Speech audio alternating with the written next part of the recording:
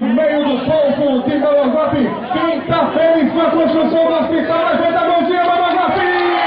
É o governador do povo do Vale do Mamanguape hoje, assinando a ordem de serviço histórica para o Vale do Mamanguape. O investimento de mais de 9.400.000 reais. É o governo do estado da Paraíba, trabalhando pela melhoria da qualidade de vida da nossa população.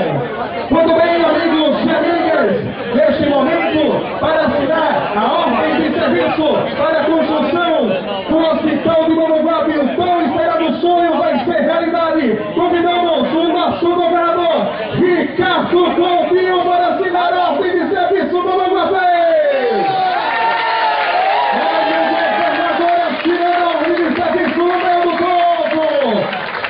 É o governador Ricardo Coutinho, compromisso com o nosso povo. Agora convidamos o nosso superintendente da SUPLAN, Orlando Soares de Oliveira Filho, que será o órgão executor.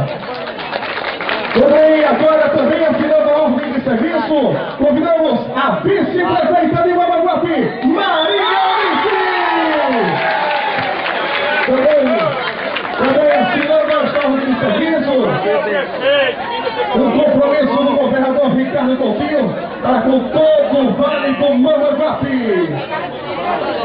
Cadê o prefeito de Mamanguape? Agora quem assina é o prefeito Sérgio Lima de Capim. Ele é o quê? Prefeito? Bem, amigos e amigas, já assinada a ordem de serviço para a construção do hospital, investimento no valor de mais de 9 milhões de reais. Ouviremos a palavra do secretário de Estado